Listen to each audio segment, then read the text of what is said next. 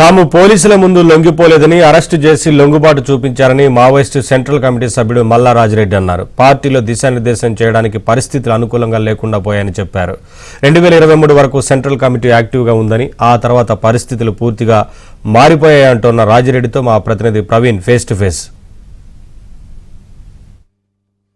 తెలంగాణ రాష్ట్రంలోనే ఎక్కడా లేని విధంగా దేశంలోనే అతి ఎక్కువగా మావోయిస్టులు తెలంగాణ పోలీసుల ముందు, ఎస్ఐబి ముందు లొంగిపోయినటువంటి పరిస్థితి కనపడుతుంది. అయితే మావోయిస్టు పార్టీ ఈ స్థాయిలో క్షీణించడానికి కారణాలు ఏంటి? ఇప్పటికే కేంద్ర ప్రభుత్వం ఆపరేషన్ కగార్ పేరుతో పెద్ద ఎత్తున కూడా కూంబింగ్ నిర్వహించినటువంటి నేపథ్యంలో చాలామంది ప్రాణాలు కోల్పోయినటువంటి పరిస్థితి కనపడుతుంది.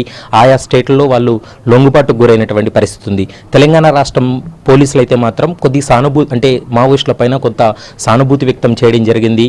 మరోవైపు సీఎం రేవంత్ రెడ్డి సైతం మావోయిస్టులు జనజీవన స్రవంతిలో కలవాలి, ప్రజల్లో ఉండి పోరాటం చేయాలంటూ పిలుపునిచ్చినటువంటి నేపథ్యంలో సెంట్రల్ కమిటీ మెంబర్లు తెలంగాణ పోలీసుల ముందు లొంగిపోయినటువంటి పరిస్థితి. ప్రస్తుతం మనతో పాటు మాట్లాడడానికి సెంట్రల్ కమిటీ మెంబర్గా పనిచేసినటువంటి మల్లా రాజిరెడ్డి ఉన్నారు. ఆయనతో ఒకసారి మాట్లాడదాం. సార్, ముఖ్యంగా చెప్పండి, ఎందుకంటే దాదాపు కొన్ని సంవత్సరాల పాటు మీరు అడవుల్లో జీవితాన్ని గడిపారు, పోరాటాలు చేశారు. కానీ మావోయిస్టు పార్టీ ఈ స్థాయిలో క్షీణించడానికి కారణం ఏంటంటే, ఒకవైపు ఆపరేషన్ కగారుతోటే మావోయిస్టులందరూ కూడా లొంగుబాటుకు గురవుతున్నారనేటువంటి చర్చ ఒకవైపు జరుగుతుంటే, మరోవైపు సీఎం రేవంత్ రెడ్డి పిలుపు మేరకు సానుభూతి ఉంది కొద్ది మావోయిస్టులపైన, మీరు ప్రజల్లోకి వచ్చి పోరాటం చేయండి అని పిలుపునిచ్చినటువంటి నేపథ్యంలోనే వీళ్ళు లొంగుబాటుకు గురయ్యారనేటువంటి అంశాన్ని చెప్తున్నారు. మీరు లొంగిపోవడానికి ప్రధానమైనటువంటి కారణం ఏంటి? ఫస్ట్ నేను మీడియాకు చెప్పదలుచుకున్నది, నేను లొంగిపోలేదు. 18వ తారీఖు నాడు, ఫిబ్రవరి 18వ తారీఖు రోజు సాయంత్రం పోలీసులు అరెస్ట్ చేశారు. హన్మకొండలో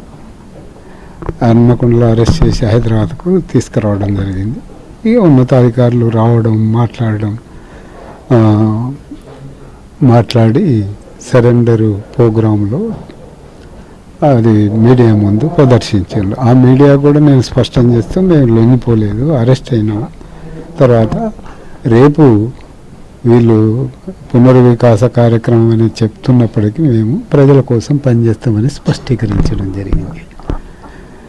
సరే, ఆ నేపథ్యంలో చూసినప్పుడు పార్టీ ఈ స్థితికి అంటే బలహీనపడటానికి కారణాలు అనేకం ఉన్నాయి. అదే కేంద్ర కమిటీ సమావేశం జరగలేదు కాబట్టి, జరిగితే ఆ బలహీనతలేంటి, దాని కారణాలేంటిది, ఇంత నష్టం జరగటానికి, ఈ స్థితికి చేరటానికి, ఇవన్నిటిని విశ్లేషించుకొని మీడియాకు వచ్చే సమయంలో, రానున్న కాలంలో స్పష్టీకరిస్తామనేది చెప్తున్నాను. ముఖ్యంగా ఆపరేషన్ కగార్ అనేది కేంద్ర ప్రభుత్వం తీసుకొచ్చింది. గతంలో కూడా చాలా పేర్లతోటి మావోయిస్టులను టార్గెట్గా చేసుకొని ఆపరేషన్స్ కూడా నిర్వహించారు. కొంత సక్సెస్ కాలేదు. కానీ ఆపరేషన్ సక్సెస్ అనేది 99% పూర్తి చేశాం, 99% సక్సెస్ అయిందనేటువంటి భావనలో కేంద్ర ప్రభుత్వం ఉంది. ఈ ఆపరేషన్ కగారుకు సంబంధించి ఏం చెప్పాలనుకుంటున్నారు?